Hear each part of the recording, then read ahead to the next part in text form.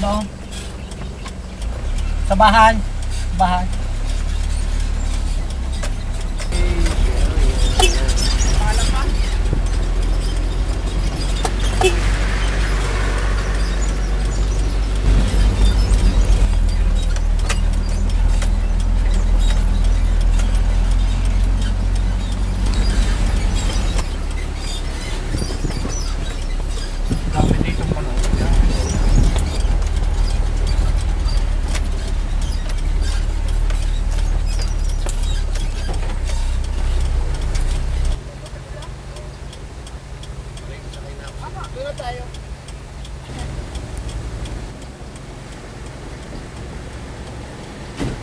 House na rin. Ay, wow. Mga doon.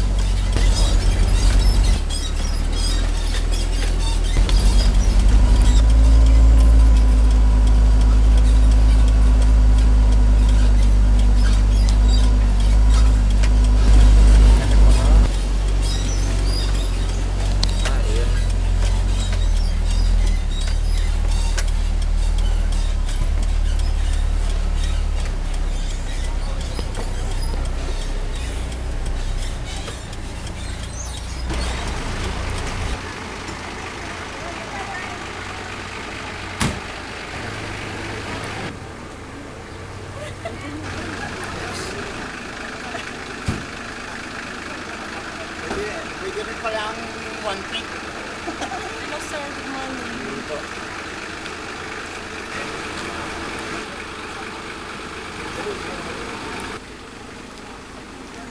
Eh, pare, ligtas na pula, oh. Sa kawayan lang ito. Ng ATI. So, yung po mga focal person na in-ray ng ATI, sila na rin lang po ang nagre-echo lang. Dito nag-training kasi yung mga focal person dito sa amin. Meron po kasing last batch nung sa ATI sa Kalamba. Yun po yung mga technician na dito.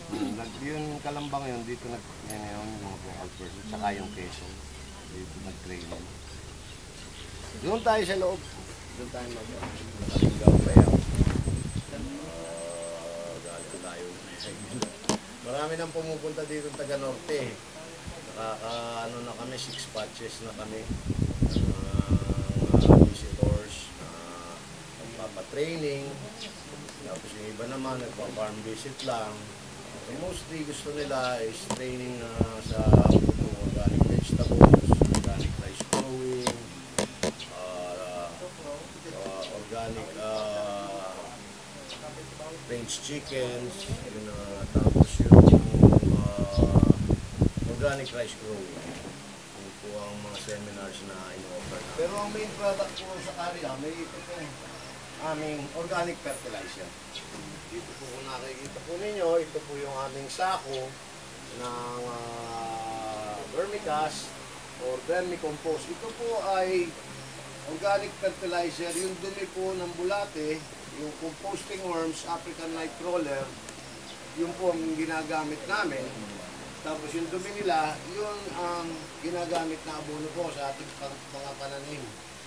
Pwede po yan sa lahat, sa palay, sa gulay, sa mais, soybeans, fruit trees, ornamentals, lahat po ng tinatanim pwede yan. Dahil siya po, ang isang magandang katangian niyan ay siya organico, wala siyang walang harmful chemicals na nandiyan. Yung tinatawag na enzymes and hormones, yun naman ang kinukuha ng halaman.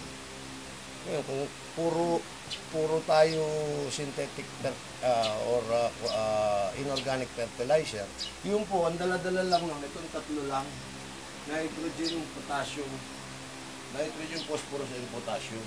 Wala po yung trace minerals. Ang organic fertilizer po, kompleto, 16 elements nandun sa kanya lahat. Plus the microorganisms.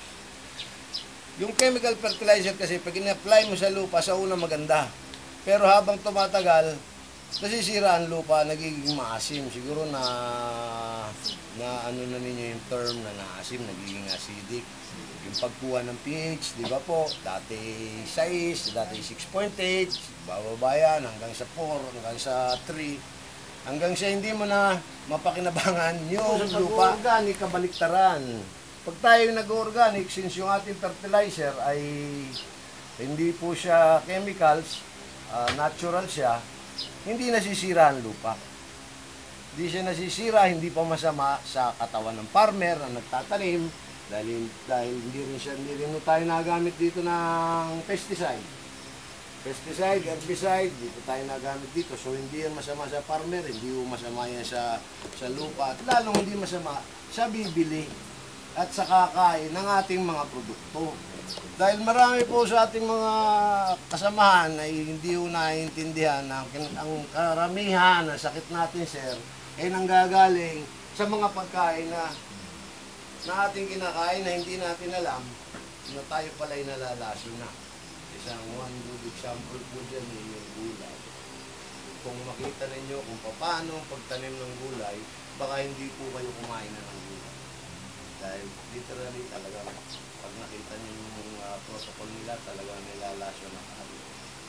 Sa dami ng pesticides na nilalagay, herbicide, yung post-harvest procedure nila, pupunasan pa nila ng tubig na may gaas.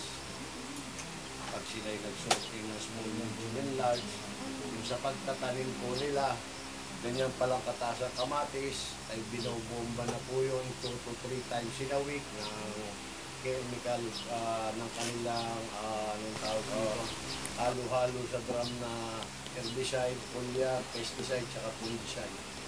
Tuloy-tuloy po ang bomba nyo. Lalo na pag ginamit pa yung systemic pesticide. Dahil ang pestisidyo po dalawang klase. Ang pestisidyo ay ang isa, tinatawag na contact. Pag yung pong ginamit sa gulay, sa palay, o sa mga mangga, okay po yung yung contact na huhugasan po yun. Pero pag ginamit po yung systemic, by the term itself, it goes inside the system. Kahit hugasan nyo, kahit katulad ng palay, 100% po na kinakain nating binibili yung bigas sa palengke ay may lason, may pestisidyo. Dahil binobomba yan ng systemic pesticide. Kahit na lutuin nyo yan, nasa loob, lilipat pa rin po sa katawan. Kaya nga marami na tayo ngayon sakit. Maraming lumalabas na tulad ni sir, diabetes, may cancer, mayroong high blood, mayroong sakit sa kidney. Napakarami po lumalabas dahil po sa mga pagkain. Dahil ang pesticide nga, lason yun eh. Kami, hindi hereditary kami. Ang ating yung mga ninuno nung una, di ba po, inaabot po ng 100, 100 Gs, ngayon hindi na hanggang 70 anyos na lang dahil yun ay talagang napakaraming antibiotiko at napakaraming hormones na nandito. Dati-rati, ang commercial chicken, 45 days ang finishing days, yung mga broiler kung tawagin. Ngayon po, 22 to 25 days na lang yun, tapos na. Tingnan niyo po, paano nila nagawa yung bilis? Paano nila napalaki ng 1 kilo yun sa 22 araw? Jadi in-alter nila yung genes, ginawa nila yung GMO para maging fast-growing. Ang pagkain, tinambakan nila ng hormones, tinambakan ng antibiotic. Hindi magkasakit. Tayo naman, consumer, tayo kakain, lalali naman sa atin yung hormones and antibiotic. Tandaan ninyo, pag nasusobra ng katawan ng tao sa antibiotic, hihinaan ang immune system. Pag hina ng immune system, cancer naman ang papasok. Tapos yung hormones naman, pasok sa katawan mo, ay ang masamang epekto naman, nasisira ho ang ating balance. Ang babae, merong estrogen, ang tawagin, may testosterone, ang lalaki. Ang lalaki, pag nasobrahan, nagugulong, nagiging bading. Kaya po nadami yung bading eh. Isipin nyo, hindi naman sila nanganganak. Bakit sila dumadami? Maliliit pang bata, nakikita nyo, nagmamanifest na. Nagiging bakas. Saka ang dibdib ay... Yung po ay tunay po yan na sinabi na po sa amin ng mga doktor sa UP. May facts and findings na poultry is one of the biggest contributor sa sa maraming sakit na nasa sa atin. Sir, itong ano yung ginagamit natin yung bukod ng boiler, hindi nga sa... Actually, sa pinakamataas ang nakukuhang analysis sa chicken. Ba't tama ka, sir? Napakadaming antibiotic residue sa chicken. Kaya kung i-compose, dapat mahaba yung pre-decomposting process. Tapos kung gusto mong bilisan, dalawang gagawin mo. Hindi siya pwedeng ibigay kagad sa bulate. Since madami siyang hormones, madami siyang antibiotic residue. Dahil ang OCCP, ang OCCP kasi, sila po yung certifying body na nagbibigay ng lisensya na tunay na organiko. Ang isang farm o ang produkto. Sa tipot ng manok yan, ang suggestion ko, kung gustong gamitin sa Bernie, gumamit kayo ng decomposing bacteria. Like yung mga lactobacilli, mga effective microorganism. Sila muna, padaanin nyo muna doon. Pag natapos, tsaka padadaanin sa bulat. Yun po ipapasa po yun sa OCC. Pero kung direkta, magkakaroon ng traces ng antibiotic, hindi sila. Kung halimbawa, puntahan, yun po ay patetest ninyo o sila magpapatest at hinahanapan nila yan ng antibiotic residue. Pagka nagkaroon ng positive yan, ayaw hindi nila bibigyan ng certification. Sa amin po, ganun po ang procedure na ginawa sa amin. Kaya siya ko lang mapagmamalaki sa kaharian, since we are dalawa po, we are the only certified organic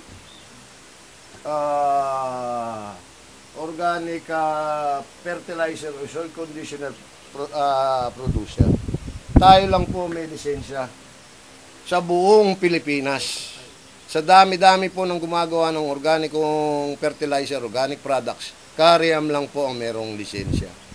At hindi po nababago, ang isang napakaganda, pag bumili kayo ng produkto dito, yung organic fertilizer na binibili nyo, hindi po nagbabago analysis. Since hindi po namin binabago ang pagkain sa bulate. Dahil pag iba-iba ang pagkain ninyo, iba-iba rin yung analysis na lalabas.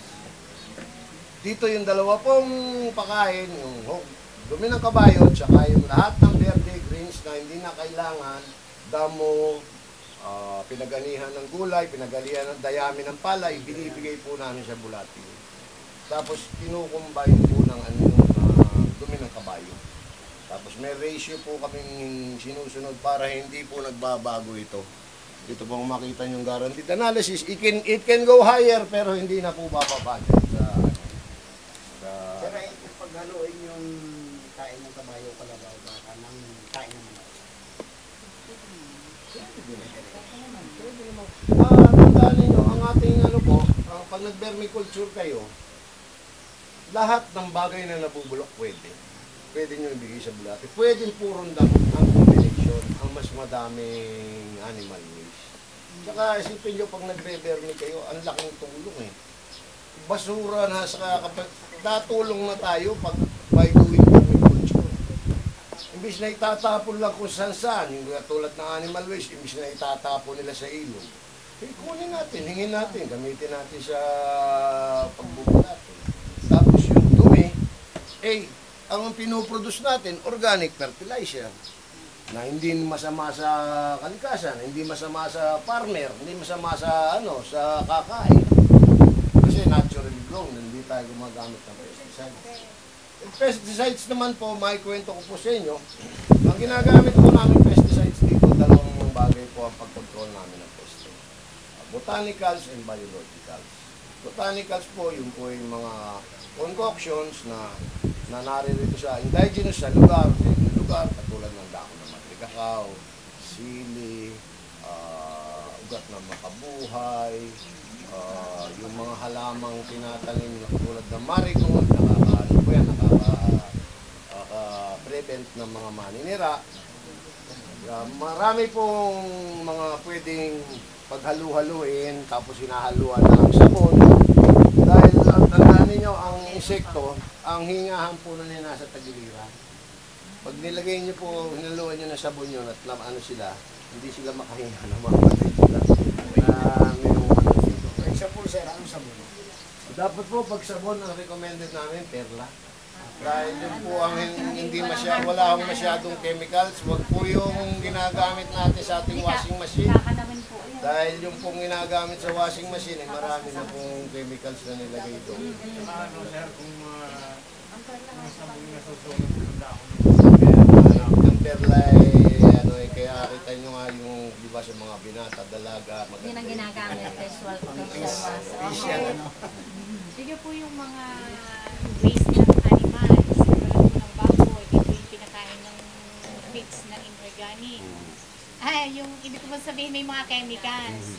Tapos yun po ang gagamitin sa vermiculture. Ito po ay yung chemicals na nandun ay Kaya yun po yung pinalalab analysis. Pero sa nakita namin, sa baboy hindi siya antibiotic residue. Unlike sa manok kasi, nakita niyo yung commercial, pag pisa nun, ang tubig nun may antibiotic na halo sa vitamins. Papalakihin nila yun. Pag harvest nun, bago padalhin sa slaughter, pinaiinom din ng antibiotic, baka daw ma-stress. May anti-stress sila, electrolytes with antibiotic pa rin. Kaya wala nang tigil yun. From 1 to 25 days, araw-araw nasa katawan na nila yun. Eh ang doktor, tandaan ninyo, pag nagpunta kayo sa doktor, may nagsabi kayo ng masama ang ano ninyo, talagang pag-aaralan muna, tutunin ninyo lahat para malaman kung ano yung tamang antibiotiko. Hindi lang naman binibigay kagad. Hindi sabihin, bumili ka nito. Dahil mahirap pa nasusobrahan ng katawan natin ng madaming antibiotic. Humihina po yung immune system. Dahil yung immune system, yung po lumalaban sa mga cancer cells. Pag humina yung papasok ng cancer. Kaya sabi ko sa inyo, ang lahat ng nangyayari sa katawan natin ay nasa diet namin ng mga tao, parati namin sinasabi, why we are going organic. Hindi po kami pumasok sa organic farming para kumita ng pera. Gusto namin makatulong. May bahagi sa inyo at malaman naman ninyo. Dahil ang importante naman yung mga bata eh. Kaya ako naman sa edad yung 56, hindi na siguro nakalampas na ako. Hindi na ako tatabla ng Jollibee. Kahit kumain pa ako ng Jollibee, mga hindi na ako. Matibay na ang immune system. At saka hindi na magbabago ho yung hormones ko. Wala na akong pag-asang maging iba. Pabalik na. Pabalik na. Okay, yung sa Bermi po, maganda po talaga mag-Bermi. Dahil nga, ang palay po namin dito, hindi kami nababa. Ang harvest po namin sa palay sa isang hektar is 5 to 6 tons. Hindi na po na, nababa. 100% organic. Ang fertilizer na ginagamit, vermicast lang. Ang foliar na ginagamit, vermicast extra. Tapos yung aming pest control ay sabi ko botanicals tapos biologicals. Yung biologicals pa lang, hindi ko na-explain. Bigang po yan, yung pinukulture na rin. At yun po ay nahihingi sa RCPC. Tayo dito sa atin sa region natin, punta kayo sa Los Baños, sa taas ng BPI, Regional Crop Control, Regional Crop Protection Center, RCPC. Meron po silang ginagawa doon, yung trichogramma. Sa palay, cards po yun, isasabit sa dahon. Meron silang tricho for palay, tricho for corn, tapos meron pinakamagandang huli nilang ginawa ay tricho for tomatoes. Free po yan. Yung po ay libre. Punta lang po kayo sa kanila, basta't merong available, bibigyan nila kayo. Isa po yun. Dahil yung po ang tricho, ang action po nun, na yun po ay parang mga niknik na nakakabit sa card, nakadikit. Pag sinabit ninyo at nainitan, buhay ho yun, gagapang yun sa dahon, maninira na doon sa tanim ninyo. Tapos ang ginagawa nung kinakain niya yung mga itlog. Kung ano itlog ang makita niya doon ng mga insekto, kakainin niya. So masasira na yung cycle. Pag grow ka ng maganda, walang maninira. Ang isa pa ho, na ginagawa rin ni RCPC, ay yung pong earwigs. Yung pong insektong may panipit, maliit lang po siya, 1 cm siguro. Yung pit niya may pansipit, kulay itim o kulay brown. Yung po'y kinukulture din ng RCPC. Yun naman po'y ginagamit sa gulay na mga, yung tinatawag na leafy vegetables, repolyo, pechay, mga ganyan, mustasa, cauliflower, mga broccoli, lahat yung nangangain ng dahon, yun po maganda, ibubudbud lang ninyo. Yun ay naikukulture sa plastic, naalagaan lang, pinakakain po ng iwan. Earwigs po.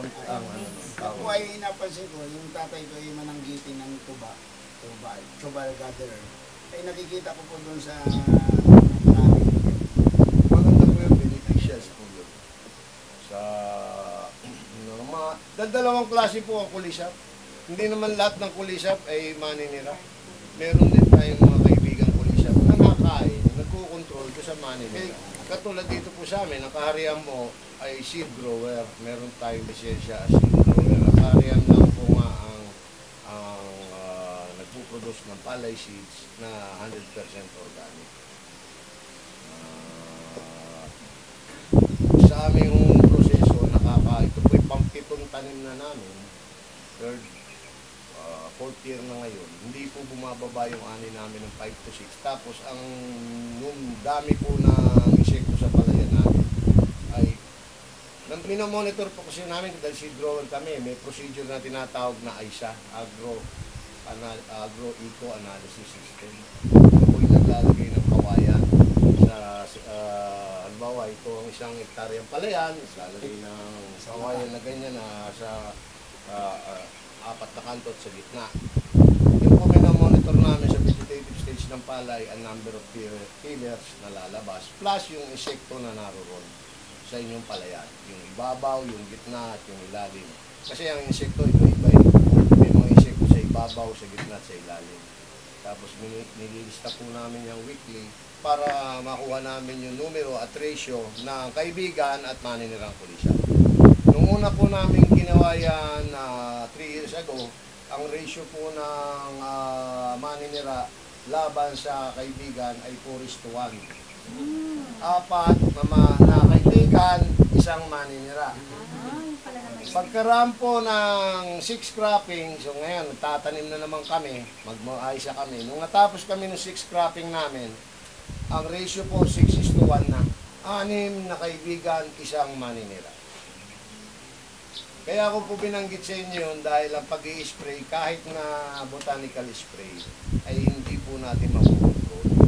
Kung tayo po ay hindi nag-aysa, wala tayong ganong gabay, ay mag-i-spray tayo, mag-i-spray. Pati po yung mga kaibigan pulisap, ay mamamatay din, di ba? Dahil ano yan, pampatay na insekto eh. Pero kung kayo ay nagmo-monitor, meron kayong aysa, malalaman nyo, hindi na pala ako dapat pa mag-spray. Kaya nga nangyayari dito, sa palay namin, wala nang spray ng pesticide. Yung mga farmers, ay yung kalaban pag tag-araw ay yung maya, mga pula. Ay hindi naman po madami. Dito rin po yung meron. Hindi naman po kayang kumain ng kalahating tonelada ng maya. Marami po dito. Hindi yung mga maya. Marami po. Grupo yun. Ano naman sir yung ano ninyo sa pag-control ng damo? Actually, ang herbicide manual kami. Ang cost po namin, dahil seed grower ang kahariam, ang cost po namin for seed growing is umabot ko si 10,000. 70,000. Ang pinakamataas na component ko is funding. Dahil ano kami, tawag dito, SRI ang ating ano, tapos sa ano ka sa vegetative, lalo na bago magbuntis, siyempre tatanggalin natin lahat ng damo para hindi humalo sa ating grains dahil pinatitest natin yan sa National Seed Quality Control Center, NSQC. Yes, ba yan? Sila ang gagawa kung saan babagsak ang intended for seed growing. Kaya halimbawa po, umani kami ng 5 tonelada sa isang hektarya. Hindi naman po lahat yun ay pupunta sa seeds na bibigay natin. Mga 30% po noon ay magiging hindi natin sasama for seeds. Yun po ang pinamimil namin na ginagamit namin organic for organic. And the rest, hindi. Sa rice natin. Sa ngayon po, nagtatanim na rin kaming corn. Kita ninyo nga mamaya, pag-ikot natin yung OPB, ang ating mais ay hindi ho GMO.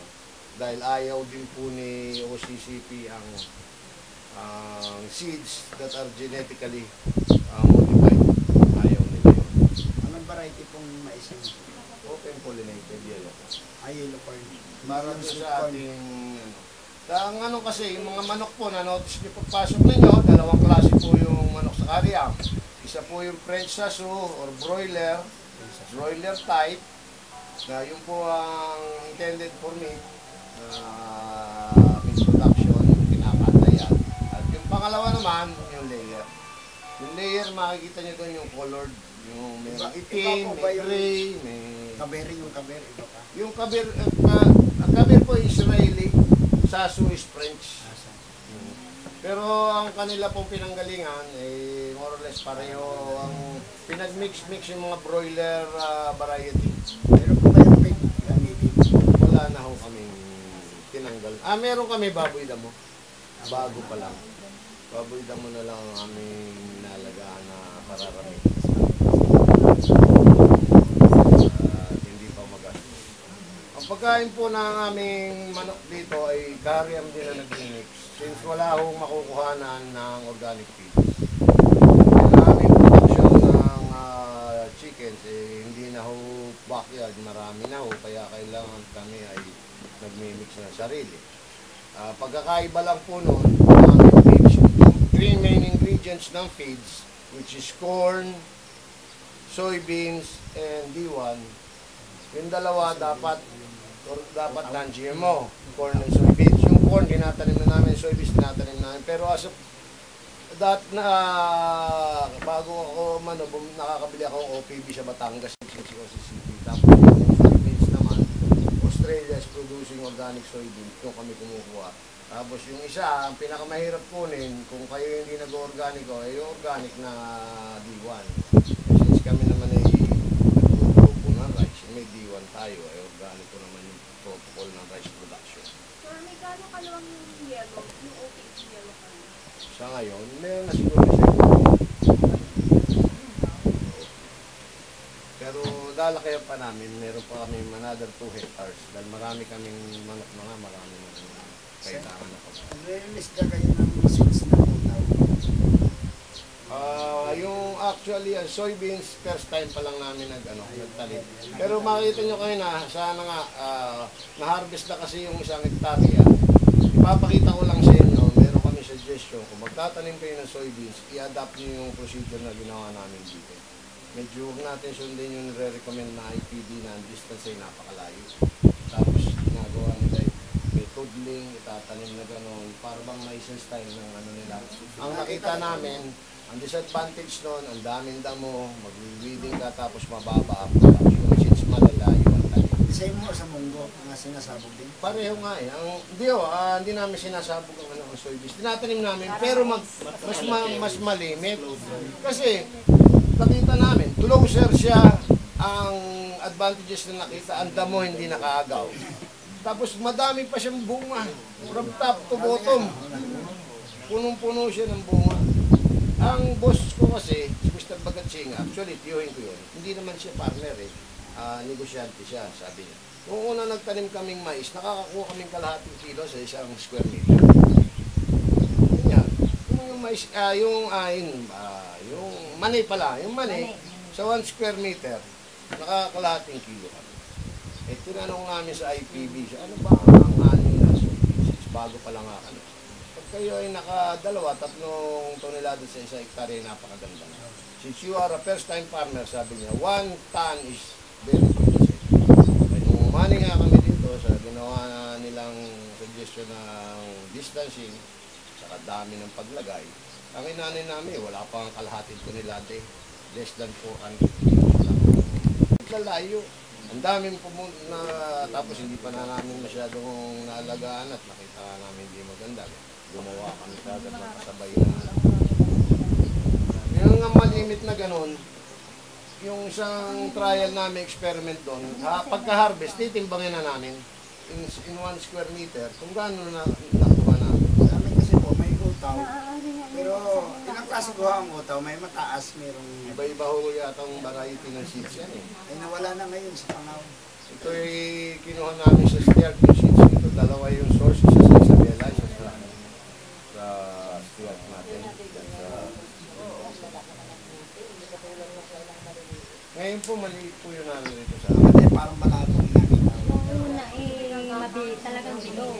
Tulad nung nasa market. Maganda po ang soybean ha. Pwede tayo magtanim dito sa Pilipinas ng soybean. Ewan ko, hindi lang tayo nag-garage sa gobyerno. Pero maganda po kita dyan. Dahil lahat po ng soybeans na ginagamit sa feed mills ay imported.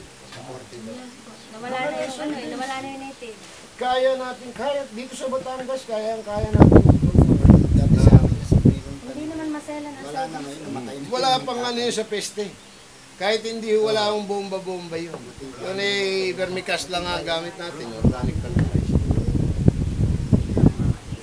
Lola ang ating mga sa palay na kataasan. Substitute ng palay pa, ano ba, pagkaan eh. Pag summer, ano.